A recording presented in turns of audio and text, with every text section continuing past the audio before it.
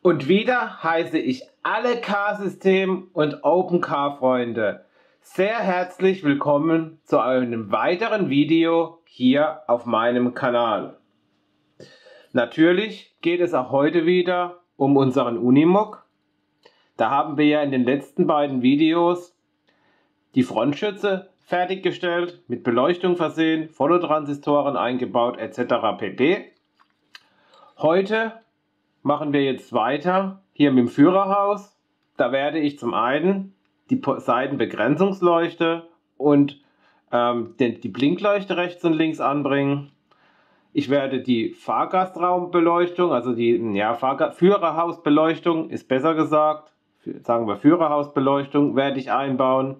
Und ich habe ja vor, hier oben, ich gucke mal, wie man das am besten erkennen kann, hier oben an der Stelle hier, da, genau da will ich ja auch eine LED für diese Positionsleuchten oben. Da sitzt ja im Original, sitzt ja hier eine kleine Lampe und die möchte ich mit einer LED realisieren, genauso hier auf der Seite. Die beiden möchte ich mit einer LED realisieren, von denen ich selbst wirklich noch nie eine verbaut habe. Und zwar mit LEDs 0201. Also es wird wirklich sehr, sehr spannend heute. Und ja, wie sagt man so schön, lange Rede, kurzer Sinn, legen wir auch gleich los. Beginnen werde ich jetzt mit den beiden Leuchten hier, also Blinkleuchte und Seitenmarkierungsleuchte. Blinkleuchten mache ich aus gelben LEDs 0603 und die Seitenmarkierungsleuchten, da werde ich zwei 0402 verwenden. Da kann man auch schon mal jetzt schön den Größenunterschied zwischen 0603 und 0402 sehen. Und wenn ihr euch jetzt vorstellt, was 0201 heißt, naja, dann werdet ihr nachher dann sehen. Also es lohnt sich dran zu bleiben. Das Anlöten der Kabel ist im Prinzip nichts Neues, wie jetzt hier vorne bei der Frontschürze. Deshalb zeige ich euch das jetzt hier nicht nochmal separat. Wer wissen möchte, wie ich das mache, der schaut sich einfach das Video wo ich die Frontschürze hier beleuchtet habe. Der Link ist in der Videobeschreibung bzw. hier oben im Eck. Hier sind jetzt meine beiden Blinkleuchten, hier meine beiden Seitenmarkierungsleuchten und jetzt werden wir die anfangen da dran zu bauen. Als erstes, bevor ich jetzt hier die LED dran kleben kann bzw. hier auch ein Loch bohren kann, muss ich erstmal gucken, weil sagen wir, diese Leuchten sind hier mit solchen kleinen Hügeln an dem Kunststoff angedeutet. Und wenn ich jetzt hier die LED hinmache, kann ich die ja nicht einfach da drauf kleben. Einmal sieht es blöd aus, zweitens mal hebt es nicht richtig. Deshalb gehe ich jetzt erstmal her und schneide einfach mal mit dem Messer hier ein bisschen das hier ab. So. Und zwar gehe ich jetzt erstmal nur her und mache die Blinkleuchten ab. Und danach im zweiten Gang, wenn ich dann die Positionsleuchten dran mache, mache ich die Positionsleuchten weg. So, machen wir das schön glatt. Hier, dass wir hier eine saubere Oberfläche haben. Später. Das sieht gut aus. So, jetzt, sage ich mal, muss ich die Leuchten hier dran kleben. Und da ja diese Blinkleuchte hier ganz unten sitzt, brauche ich hier kein extra Loch zu bohren, weil das Kabel, das kann ich dann einfach hier unten rumführen. Deshalb mache ich jetzt wieder wie immer hier einen Tropfen Sekundenkleber drauf. Tue dieses Teil hier oben gleich mal wieder sauber machen. Deckel drauf. Und jetzt geht das Ganze wieder so wie bei den anderen LEDs. LED in die Pinzette nehmen. Gucken, dass wir sie nur oben anfassen. Und dann dran geklebt. Natürlich wieder ein bisschen halten. Und so weiter. Es hilft manchmal auch so ein bisschen mit dem zu pusten, weil ich sag mal, der Sekundenkleber reagiert auf Feuchtigkeit. Und wenn ich dann mit meiner Atemluft da Feuchtigkeit dazu bringe, ist das manchmal dann auch ein bisschen förderlich, dann geht es auch ein bisschen schneller. So. Die sitzt schon relativ gut und jetzt kann ich das Kabel hier gerade hier unten rum, die Drähte gerade hier unten rumlegen später und dann fällt das auch gar nicht mehr auf. Da brauche ich jetzt also kein separates Loch zu bohren. Wichtig ist, wenn man so eine LED geklebt hat, am besten mal kurz da vorne gucken, dass die Pinzette auch richtig sauber ist, dass da jetzt keine Rückstände von irgendwelchen Sekundenkleber drauf ist. Ja, weil dann hat man einfach nicht mehr die nötige Kraft, die LED zu packen.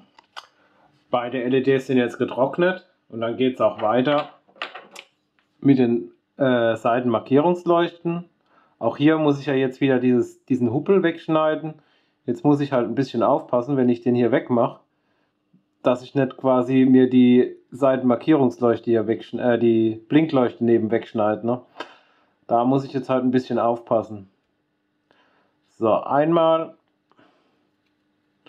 und ein zweites Mal. Hier kann ich natürlich jetzt nicht das Kabel nach unten ziehen, weil dann würde ich es hier auf der Karosserie sehen. Das sieht dann blöd aus. Ne?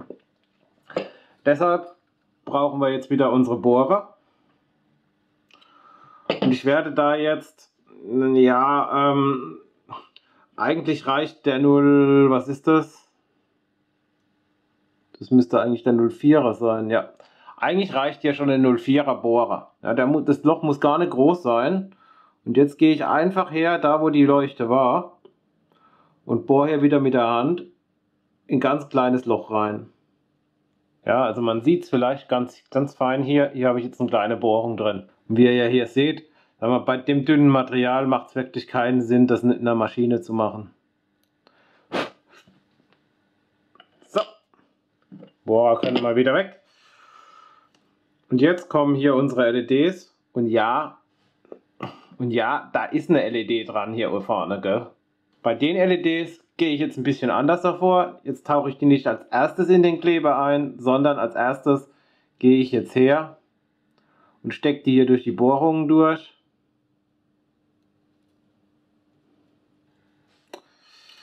Ach ja, ich habe heute kein Zielwasser getrunken.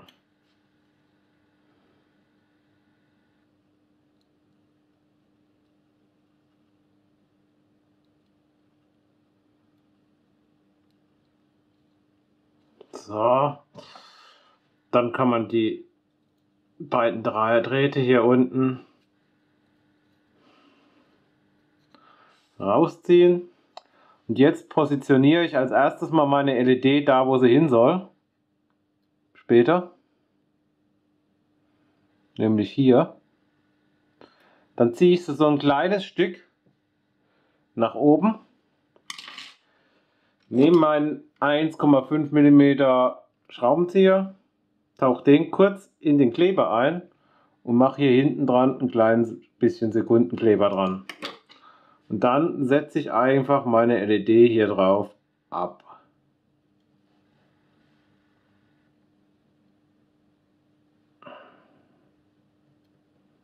So. Jetzt gucke ich noch, dass er halt schön gerade sitzt. Ja. Und die LED ist dran. So mache ich das jetzt auch wieder auf der anderen Seite. So, und wieder trocknen. Ja, so. Das hier ist alles trocken. Und als nächstes werde ich jetzt hier ein bisschen die Drähte hier verlegen. Ja, dass die eben nicht mehr hier so drin rumhängen, sondern schon ein bisschen dahin verlegt sind, wo sie später ins Fahrzeug gehen. Jetzt könnte man sich natürlich vorstellen, naja, ich habe hier mein Fahrzeug und will ja alles hinten in den Anhänger haben. Ja, also wenn ich mein Fahrzeug jetzt hier mal dazu hole, könnte man sich ja vorstellen, ich brauche ja alle Drähte hier hinten drin. Dann wäre ja die einfachste Möglichkeit, sage ich mal, ich lege die jetzt hier oben am Radlauf entlang nach hier hinten. Ist aber ein Trugschluss. Denn dazu muss man sich auch also immer mal wieder angucken, wie ist jetzt das Fahrzeug hier aufgebaut. Ja, oder wie ist ein Fahrzeug hier aufgebaut. Deshalb habe ich jetzt auch hier wieder mein Führerhaus drauf und so weiter. Und wenn ich jetzt hier einfach mal diese Kabine hier drüber hänge, dann sitzt die später so. Lege ich jetzt hier hinten meine Kabel raus, dann muss ich die später irgendwie hier unten verlegen. Und da sieht man die ja dann später. Ja? Deshalb fällt mir die Variante nicht, sondern wenn ich jetzt hier mal gucke, hier ist meine Fahrradkabine fertig, also hier ist meine Innenverkleidung fertig und hier vorne bin ich ja erst hier. Und dazwischen ist ein riesen Freiraum, ja, der eh nicht genutzt ist. Und genau dahin werde ich jetzt meine Kabel legen. Das heißt also, ich lege die nicht nach hinten, sondern ich lege die tatsächlich hier in die Mitte. So kann ich das jetzt erstmal lassen. Ich habe die zumindest mal hier ein Stück verlegt. Das sieht soweit ganz gut aus. Passt. Die nächste LED, die ich jetzt einbauen werde, ist die Fahrerkabinenbeleuchtung, also Führerhausbeleuchtung. Da mache ich jetzt gerade mal kurz die Kabel dran und dann zeige ich euch was, weil da werden wir erst noch ein paar Sachen machen müssen. Die können wir jetzt nicht einfach gerade hier reinkleben. Die Kabel sind dran. Und das, was ich euch jetzt zeigen will, dazu gehe ich jetzt einfach mal her, gebe auf die LED mal Spannung drauf. Und dann werdet ihr das sehen. Ich meine, der eine oder andere hat das mit Sicherheit auch schon selbst mal gemerkt. So, LED leuchtet. Und jetzt gucke ich mal. Ja, ich mache mal hier ein bisschen die Beleuchtung dunkler, dass ihr das vielleicht auch besser sehen könnt. Also, ich halte jetzt gerade die LED mit der Lichtaustrittsseite nach unten. Und ihr könnt sehen, die strahlt auch nach hinten ab. Und würde ich das jetzt, sage ich mal, hier in das Führerhaus einfach reinkleben, ich meine, die ist jetzt zwar auch noch zu hell, aber einfach mal um symbolisch das zu zeigen, würde ich die jetzt, sage ich mal, einfach ohne irgendwie eine weitere Behandlung, würde ich die jetzt einfach hier in das Führerhaus reinkleben. Ich halte sie jetzt von der falschen Seite dagegen, aber Hauptsache, dass man das mal sieht, dann würde das später so aussehen. Also man würde quasi durch den Kunststoff die LED leuchten sehen. Also quasi dann halt hier oben. Und das sieht ja blöd aus. Das wollen wir ja nicht. Ja, wir wollen ja nicht, dass unser Dach hier oben beleuchtet ist, sondern wir wollen ja, dass unsere Fahrerkabine hier beleuchtet ist. Deshalb müssen wir dem Ganzen jetzt erst hier noch ein bisschen Einhalt gebieten. Und da ist halt eine Maßnahme, dass wir sowohl die LED als auch die Fahrerkabine oben in dem Bereich, wo die LED hinkommt, mit schwarzer Farbe einpinseln. Ja? Dass einfach der Lichtaustritt nach oben quasi, ja, dass das quasi so eine Sperre ist. Ja? Weil jeder weiß ja, schwarze Farbe oder schwarz verschlingt die meiste Lichtenergie. Jetzt reicht man einfach mal die LED oben schwarz ein. Dazu mache ich am besten mal die Beleuchtung aus. Dann kann man das nämlich am besten machen. So. Jetzt habe ich die oben schön schwarz eingepinselt. Und ich möchte, sage ich mal, die LED im vorderen Bereich der Fahrerkabine hinsetzen. Also nicht hier hinten, sondern mehr hier vorne. Das sind ja meistens so die Lampen. Und jetzt pinsel ich das hier großflächig erstmal ein. Das kann ruhig ganz großflächig sein. Das stört jetzt erstmal nicht weiter. Jetzt habe ich fast das ganze Dach eingepinselt. Macht aber nichts. Wenn das jetzt trocken ist, dann kann man auch einfach nochmal die LED hier, sage ich mal, von unten dagegen halten, von außen. Und einfach mal gucken, ob da noch was durchleuchtet. Und man sieht, ja, also es ist zwar alles schwarz, aber so richtig gedeckt hat das Schwarze noch nicht. Deshalb gehe ich immer noch mal her und pinsel das jetzt gerade noch mal nach. Ja, weil also ich mache da auch wirklich, sage ich mal, wenn ich sowas mache, ich mache mal gerade das Licht wieder hier an. Also ich gehe halt auch wirklich immer her, wenn ich sowas mache, lieber einmal mehr gepinselt hier mit der Farbe, wie einmal zu wenig, weil wenn es dann mal durchleuchtet, da komme ich nicht mehr dran. Ja, also ich kann dann schlecht das ganze Auto wieder zerlegen, weil ich hier ein bisschen zu wenig schwarz gepinselt habe. Und deshalb sage ich halt immer, ja, lieber eine Lage mehr oder einmal mehr drüber gefahren, wie dass ich jetzt halt einmal spare und danach leuchtet es durch. Die Zeit sollte man sich halt bei sowas einfach nehmen. Also wenn jetzt die zweite Lage getrocknet ist, dann kann man halt noch einmal, ich mache noch mal kurz die Beleuchtung hier ein bisschen dunkler, dann kann man quasi nochmal jetzt die LED von hier unten dagegen halten und man sieht, ja, das sieht jetzt schon sehr gut aus. Ich sage mal, für das, was wir später machen wollen, ist das in Ordnung. So, das Licht wieder an. Problem ist jetzt halt, sag ich mal, wenn ich das jetzt hier so lasse, kann ich natürlich machen. Ja, ich könnte das jetzt hier so lassen. Sieht aber halt ein bisschen doof aus, wenn ich später in das Auto hier reingucke, so von so schräg oben und sehe, dass da oben ein bisschen schwarz angemalt ist. Ja, ja, macht einfach keinen guten Eindruck. Deshalb werde ich jetzt quasi diese ganze Fläche da oben wieder weiß nachstreichen, dass eben das wieder so aussieht, wie es vorher ausgesehen hat. Da ist halt auch wichtig, dass jetzt das Schwarz gut trocken ist. Ja, auch hier mit dem Weiß. Das wird wahrscheinlich jetzt nicht mit dem ersten Mal decken. Ja, so viel können wir da gar nicht drauf schmieren. Ja, weil jeder, der schon mal eine dunkle Farbe mit einer hellen übermalt hat, der weiß, das ist gar nicht so einfach, ne?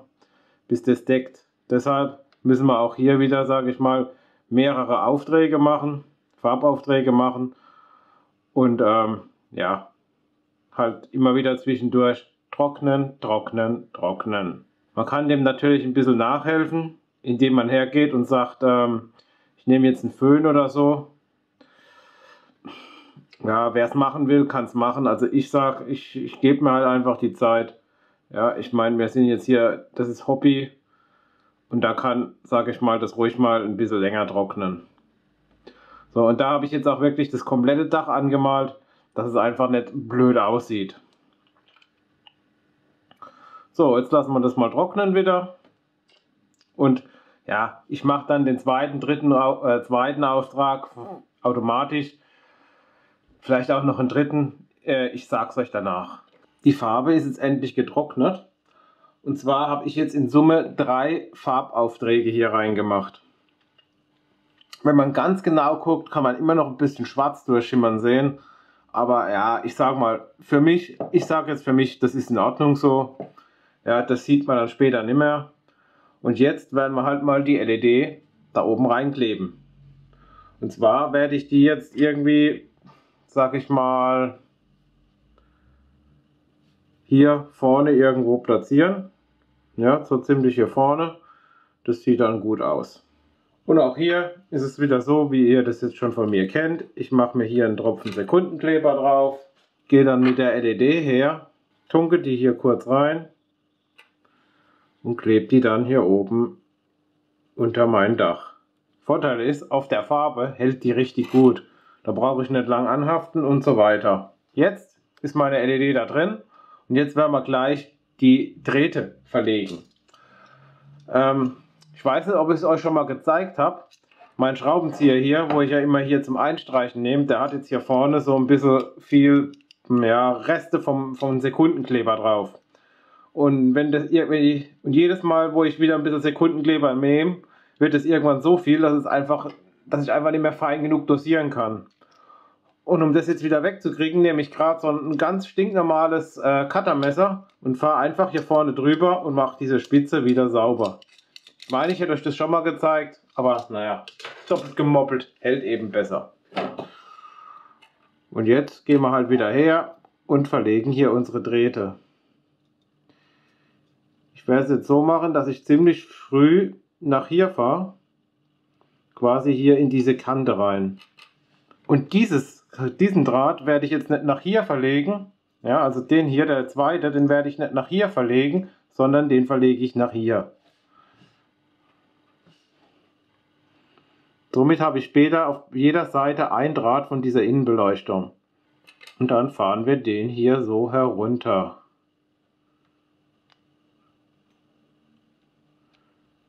Drähte sind mal verlegt soweit. Wenn ich dann das soweit habe, lasse ich das natürlich jetzt wieder ein bisschen trocknen. Und danach werde ich auch diese Drähte hier noch ein bisschen anmalen, damit man nicht gerade das Kupfer immer so sieht. Hier jetzt nochmal das Resultat, nachdem ich es angemalt habe. Und ich sage mal, die Drähte, die sieht man dann später nicht wirklich mehr. Gerade noch, sage ich mal, wenn ich dann später diesen Glaseinsatz hier drin habe, ja, der macht dann die LEDs, also diese Drähte auch nochmal unkenntlich etwas. Und somit sieht man dann später eigentlich nur noch die LED da drin sitzen, beziehungsweise einfach halt das Licht im Innenraum, wenn es dann mal leuchtet. Und jetzt, Leute, sage ich euch, jetzt ist es soweit.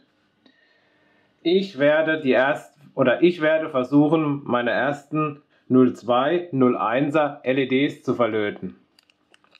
Ich habe hier mal das Päckchen, ja, habe ich jetzt hier mal, halte ich jetzt einfach mal hier in die Kamera und ja, was soll ich sagen? Ich versuche mal hier so nah dran zu gehen, dass ihr das sehen könnt. Das sind jetzt 02, 01er LEDs. Zum Vergleich mal hier, das sind 04, 02er LEDs.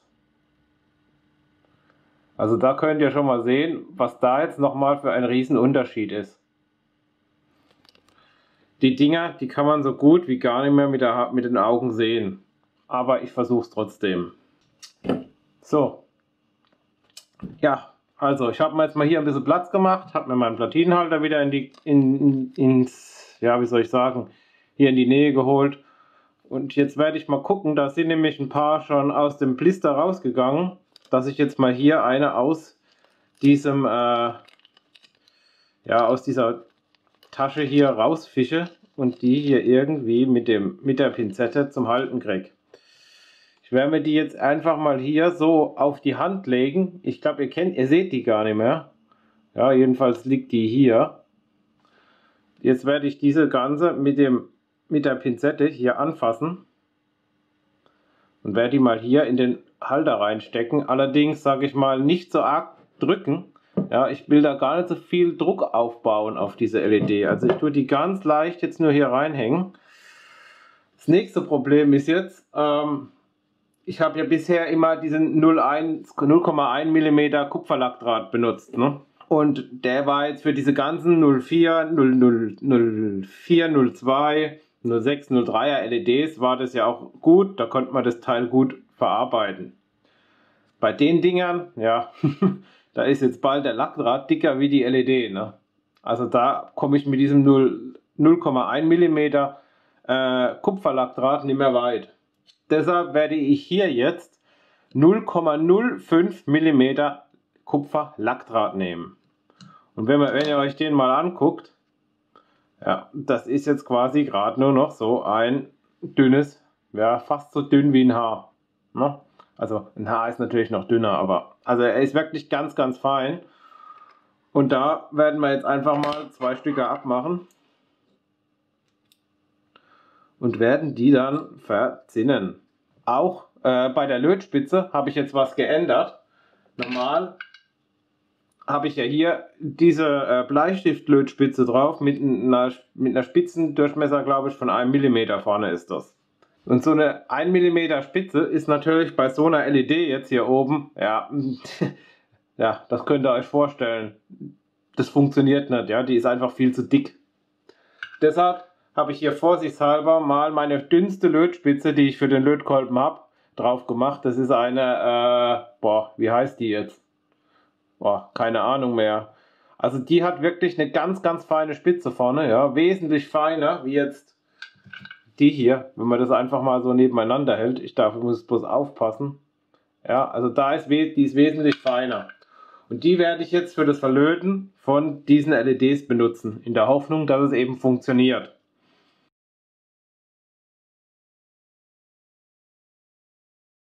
Und jetzt kommt die Herausforderung. Ich muss diese LED verzinnen oben. So, ich habe mal geguckt, dass ich den Fokus von der Kamera noch besser hier auf die LED ausrichten kann, damit man das besser sehen kann. Als nächstes gehe ich jetzt her und tue auf meiner dünnen Lötspitze auch wieder ein bisschen Lötzinn auftragen und versuche jetzt einfach mal hier vorne die LED zu verzinnen hier oben. Einmal, das müsste schon reichen. Also da ist jetzt wirklich, sage ich mal, total viel Intuition gefragt, ja. Also da kann man nicht mehr sagen, ich sehe das oder so.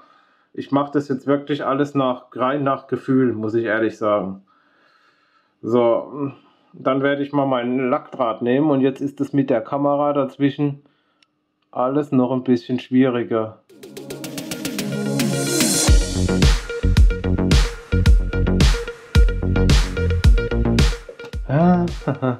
Also ihr seht schon, einfach ist es nicht.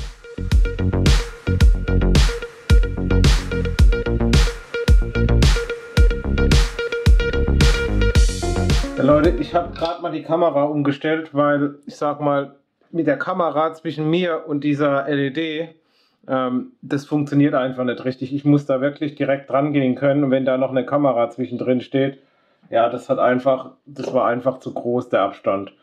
Deshalb werde ich es jetzt nochmal machen, weil da ist echt wirklich kein Lötzinn drauf gekommen. Das habe ich überhaupt nicht gesehen mit der Kamera zwischendrin.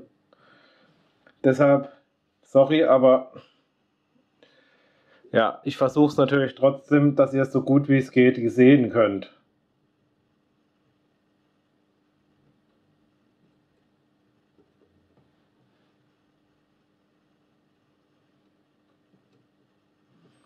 Ja, so geht es jetzt schon besser. Also ihr seht, ich mache das wirklich total intuitiv. Ja, also wirklich sehen kann man das dann nicht mehr. Man sieht zwar noch ein bisschen was glänzen oder so, aber ob das jetzt wirklich richtig gelötet ist, boah. Ja, jetzt fällt da noch die LED raus, hervorragend. Ich kann das jetzt nur nachvollziehen für jeden, der sagt, nee, das gebe ich mir echt nicht. Wie gesagt, für mich ist das jetzt eine Herausforderung, weil die anderen Sachen sind für mich einfach keine Herausforderung mehr. So, dann probieren wir es doch gerade nochmal. Irgendwie muss doch jetzt der Draht da dran gehen, ey.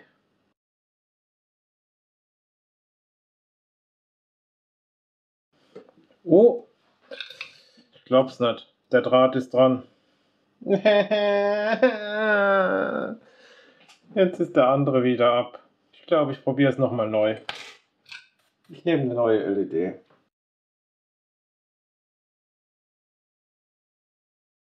So, also ich habe jetzt eine neue LED da drin und ja, habe sie auch schon mal verzinnt. Jetzt werden wir das Ganze halt nochmal versuchen. Ne? Die Seite hebt mal wieder gut. Da. Schauen wir mal, ob wir jetzt die Seite auch gut hinkriegen. Also ich glaube es jetzt nicht, aber die sind beide dran. Irgendwie habe ich es jetzt dann doch hingekriegt. Fragt mich nicht wie. Jetzt werde ich mal beide Enden hier von den Drähten verzinnen und dann werden wir einfach mal gucken, ob das Ding funktioniert oder nicht. Ne? So, dann schauen wir mal, nehmen wir die mal hier raus. Und legen die mal an Spannung. Ne? Da leuchtet auch nichts.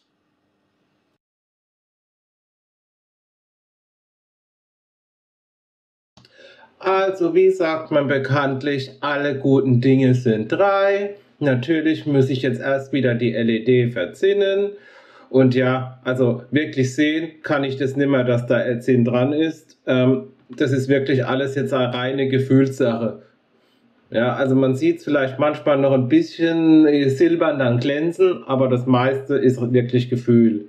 Und jetzt kommen natürlich auch gleich wieder die Drähte.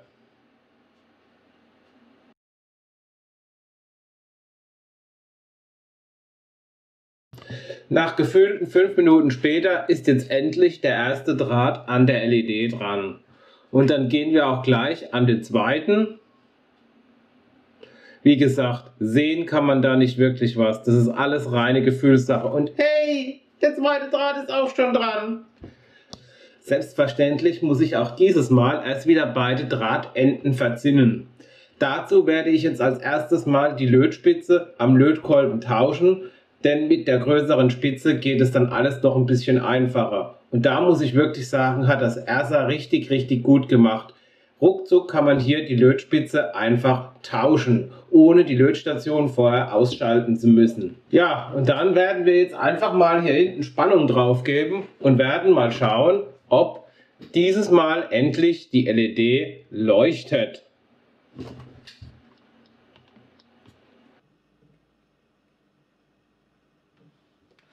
Leute, was soll ich sagen? Seht ihr das?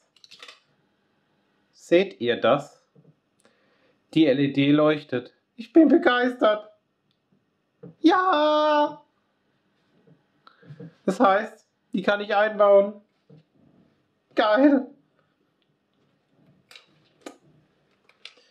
Ich werde jetzt noch schnell, ich werde jetzt mal noch die zweite LED machen und danach sehen wir uns wieder. Also hier liegen jetzt meine beiden LEDs. Ich weiß, das kann man einfach nicht auf der Kamera erkennen. Und jetzt werden wir mal gucken, dass wir die hier oben irgendwie dran kriegen. Heißt also einmal hier und daneben auf dieser Seite ist es ja so, dass im Original da irgendwie noch so ein kleiner schwarzer Kasten ist und da sitzt ja diese Lampe drauf. Ich blende euch dieses Originalbild nochmal hier oben ein, dann kann ich euch dann und zeige euch das dann nochmal. Und ja, das möchte ich halt auch irgendwie ein bisschen hier umsetzen. Deshalb habe ich mir jetzt hier so 0,5 mm starkes Evergreen Profil geholt. Und da werde ich jetzt erstmal, ja, einfach mal so ein Stück abschneiden. Ja, das muss jetzt noch nicht die endgültige Länge haben. Aber das werde ich jetzt erstmal daneben mit ein bisschen Sekundenkleber wieder dran kleben. Auch hier, wie immer, mein Kunststoffteil, meine Kunststoffplatte, wo ich einen Tropfen drauf mache. Und dann werden wir hier einfach mal so das Teil hier kurz reinhängen. Und jetzt werde ich in der Höhe, das ist knapp hier oben drüber, das werde ich jetzt hier vorne so ankleben. So. Einfach mal so angeklebt und dann vielleicht noch mit ein bisschen Sekundenkleber nachgearbeitet, dass das Ganze ein bisschen stabiler wird. So. Und auch das lasse ich jetzt erstmal wieder trocknen. Das Teil ist jetzt richtig fest hier oben. Und jetzt werde ich das mit einem Seitenschneider mal auf die entsprechende Größe runterstutzen. Das ist natürlich jetzt ganz klein. Ja, also da brauchen wir jetzt keine riesenlangen Teile. Aber ich glaube, trotz diesem kleinen Fortsatz hier, das sieht dann wesentlich besser aus, wie wenn wir einfach nur die LED dran kleben. So, natürlich in der Realität, bei dem Realauto ist es schwarz. Und auch da werde ich jetzt als erstes mal das ganze Teil etwas schwarz machen. So, ich muss sagen, das sieht sogar richtig gut aus. Nachdem das jetzt auch wieder getrocknet ist, werden wir jetzt hier die LED draufkleben. Und ja, also hier ist es jetzt so, bei denen traue ich mich echt nicht, die hier kurz reinzutauchen, weil wenn ich die da reintauche, ich glaube, da ist die ganze LED verklebt.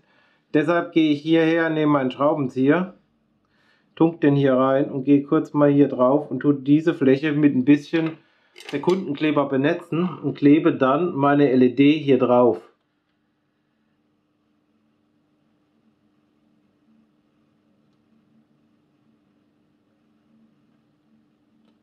So. Ich glaube, die sitzt.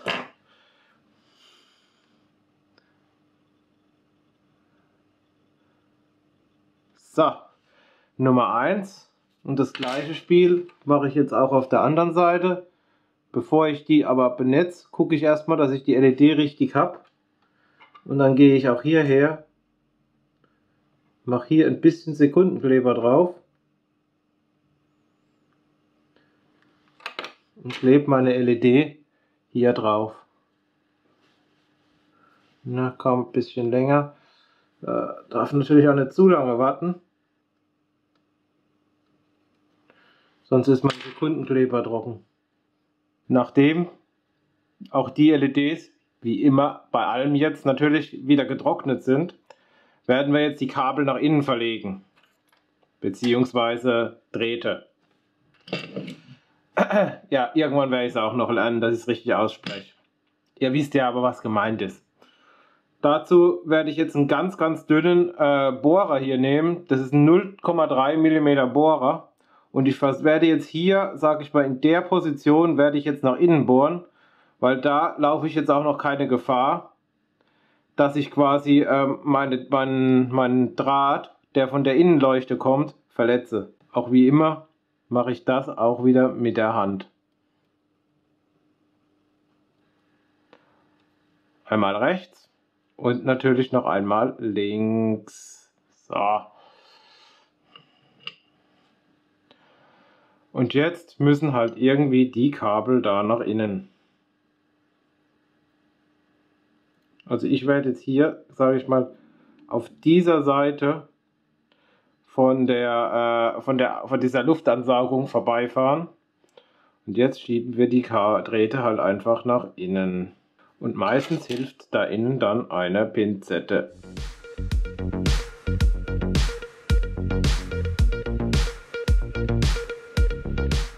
Ich würde sagen, das sieht schon mal richtig, richtig gut aus. Und natürlich mache ich das jetzt auf der Seite wieder genauso. Ich glaube nicht, dass ich euch das aber jetzt zeigen muss. Die Kabel von diesen beiden LEDs da oben, die habe ich jetzt hier neben wieder runtergeführt, links und rechts. Ja, die werde ich dann im Nachgang jetzt auch wieder weiß anmalen, dass man die nicht so sieht. Habe ich euch jetzt nicht extra gezeigt, aber ja, ist ja im Prinzip das gleiche wie bei den anderen vorhin. Was ich auch noch gemacht habe, wo ich jetzt euch nicht gezeigt habe, weil das gleiche ist, was ich hier eigentlich schon bei der Frontschürze gemacht habe.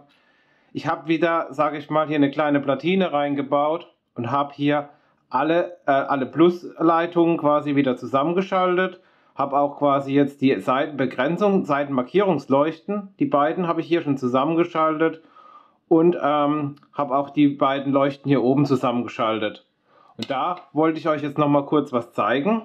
Denn wenn wir die jetzt mal anschließen, muss ich sagen, sieht das schon richtig gut aus. Ich gebe da gerade jetzt mal auf die zwei Drähte die Spannung drauf. Ich habe da auch jetzt schon mal ein bisschen weniger Spannung drauf gemacht, so wie ich mir das vielleicht nachher dann, wenn ich quasi das Ganze anschließe, wie ich mir das so vorstellen könnte. So. Und ja, ich mache mal hier noch kurz das Licht aus. Also so, wie man das jetzt hier sieht, ja, ich gehe auch noch mal ein bisschen näher dran, finde ich das richtig, ja, also so finde ich das richtig gut. Ich muss sagen, das macht sich wirklich genial da oben. Vielleicht könnte man sie sogar noch ein kleines bisschen schwächer machen, aber das werden wir dann sehen, wenn wir das ganze Fahrzeug verkabeln und anschließen am Decoder. Dann können wir da nochmal Gedanken drüber machen. Aber fürs Erste muss ich sagen, auch wenn es eine richtig mega schwierige Arbeit war, das Ergebnis, finde ich, kann sich echt sehen lassen. Und ich hoffe, dass die Teile auch so stabil sind, dass sie bei einem Unfall nicht gleich abreißen. Und damit sind wir auch schon wieder am Ende dieses heutigen Videos angelangt. Ich hoffe, ich konnte euch wirklich viele neue Themen vermitteln. Auch, sage ich mal, wenn jetzt das mit den 02, 01er LEDs vielleicht nicht ganz so gut geklappt hat. Aber wie gesagt, das waren auch meine ersten 02, 01er LEDs. Ich denke mal, wenn ich da mal 1000 Stück gelötet habe, ja, dann mache ich das auch so wie bei den anderen hier im Schlaf. Aber ja, fürs Erste muss ich sagen, bin ich da wirklich sehr zufrieden damit. Ansonsten hoffe ich, dass euch das Video wieder gefallen hat. Wenn es euch gefallen hat, gebt mir gerne wieder den Daumen nach oben. Ansonsten wünsche ich euch eine gute Zeit. Bleibt oder werdet gesund. Ich weiß, Corona ist immer noch in aller Munde. Und dann hoffe ich, dass wir uns beim nächsten Video wiedersehen.